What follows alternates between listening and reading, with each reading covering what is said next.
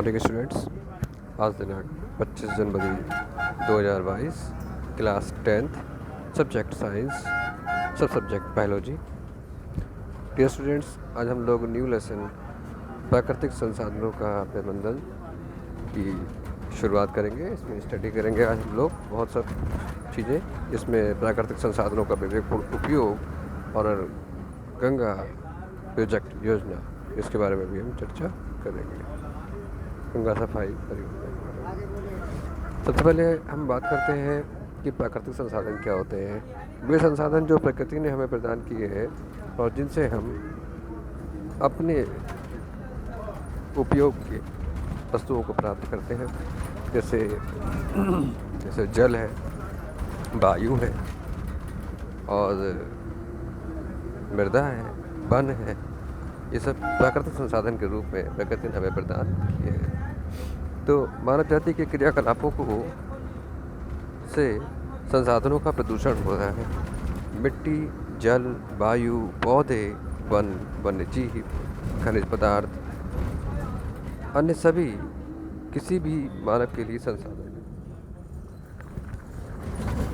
संसाधनों का विवेकपूर्ण उपयोग उनका संपोषण करता है, अर्थात उन्हें बनाए रखता है, किंतु अविवेकपूर्ण दोहन यानी कि अधिक मात्रा में निकालना और अधिक नहीं अत्यधिक मात्रा में निकालना या शोषण उन्हें प्रदूषित और नष्ट करता है।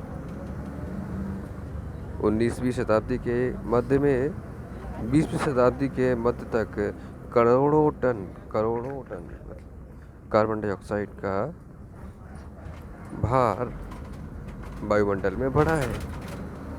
मतलब लगातार क्या हो रहा है, CO2 की मात्रा बढ़ रही है। इस समय तक यह और भी अधिक हो चुका है। प्रेजेंट टाइम तक जीवाश्म ईंधन, कोयला और पेट्रोलियम के चलने से मुख्य रूप से CO2 निकलती है। लोहे और इस्पात कारखानों या निर्माण के संयंत्रों, विद्युत ताप घरों तथा धातु उद्योग से संबंधित फैक्ट्रियों से कोयले का उपयोग अधिकतर किया जाता है। ट्रेन, जहाज, वायुयान, बस, ट्रक आदि सभी में पेट्रोल और डीजल का उपयोग होता है, जिनके उपयोग से CO2 गैस रिलीज होती है। दिसंबर 1997 में जापान के क्योटो शहर में संयुक्त राष्ट्र संघ की देखरेख में वातावरण में होने वाले परिवर्तनों से संबंधित एक सम्मेलन हुआ था। इसमें CO2 के उत्सर्जन के नियम के लिए अंतर्राष्ट्रीय मानकों पर एक समझौता हुआ था, जिसे क्योटो प्रोटोकॉल कहते हैं, जिसे क्योटो प्रोटोकॉल नाम दिया गया।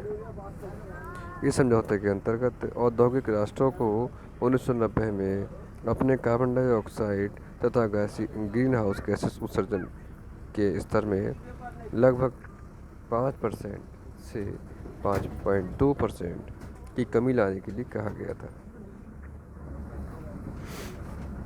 संसाधनों के अविवेकपूर्ण दोहन से उत्पन्न समस्याओं के विषय में जागरूकता बढ़ाने की आवश्यकता है। प्रदूषण पूरी मानव जाति के लिए एक बड़ी और सबसे बड़ी समस्या के रूप में उभर कर सामने आ चुकी है। यह मानव के अस्तित्व के लिए खतरा बनी है। इससे पहले इससे निपटना होगा, किंतु यह जन सामान्य की सहभागिता के बिना संभव नहीं है। लोगों को CO2 की अधिक मात्रा में होने वाली समस्याओं को समझना होगा, ताकि अधिक से अधिक संख्या में लोगों की सहभागिता निश्चित की जा सके। ऐसा हमें करना ही पड़ेगा। अगला बिंदु है गंगा सफाई परियोजना। 2500 किलोमीटर लंबी यानी कि 2500 किलोमीटर लंबी गंगा नदी के किनारे 100 से भी अधिक नगर बसे हैं। इन सबका वाहित मल यानी कि सीवेज तथा औद्योगिक रसायन अपशिष्ट गांव में डाला जाता है, गंगा में डाला जाता है। गंगा नदी को प्रदूषित करता है। मृत व्यक्तियों की राख को भी, यहाँ रात लिखा हुआ है, राख होगा, राख को भी इसी में मिलाया जाता है। इस प्रकार कीटाणुओं और रसायनों से भरा गंगा जल इतना विषैला हो चुका है कि अनेक स्थानों पर मछलियाँ मरने लगी हैं। इस कारण 1985 में गंगा सफाई योजना प्रारंभ की गई।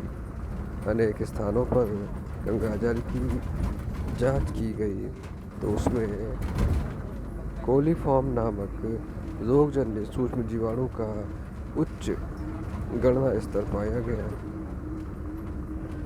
यह सूक्ष्म जीवाणु मनुष्य की आंत में पाया जाता है। जल में इसकी उपस्थिति इस रोगजन्य जीवाणु द्वारा जल का संदूषण होना दर्शाती है। उत्तर प्रदेश में गंगा के तट पर बनी वाराणसी से संसद के लिए मई 2014 में निर्वाचित होने के बाद प्रधानमंत्री मोदी ने कहा था, माँ गंगा की सेवा करना मेरे भाग्य में है। गंगा नदी का न सिर्फ सांस्कृतिक और आध्यात्मिक महत्व है, बल्कि देश की 40% आबादी गंगा नदी पर निर्भर है। 2014 में न्यूयॉर्क में मेडिसन स्क्वायर गार्डन में भारतीय समुदाय को संबोधित करते हुए प्रधानमंत्री ने कहा था, अगर हम इसे साफ करने में सक्षम हो गए तो यह देश की 40% आबादी के लिए एक बड़ी मदद साबित होगी। अतः गंगा सफाई एक आर्थिक एजेंडा भी है। इसलिए आप लोगों को ये सब नोट करना है कॉपी में। और न्यू लेसन स्टार्ट है, लेसन नंबर 7 रहेगा, तो आप लोग इसको पॉइंट वाइज स्टार्ट करेंगे। पहला टॉपिक रहेगा हमारा प्राकृतिक संसाधनों का विवेकपूर्ण उपयोग, और दूसरे टॉपिक में हम लोग गंगा सफाई परियोजना के बारे में नोट डाउन करेंगे, इसे याद भी करेंगे। ठीक है, थैंक यू सो मच।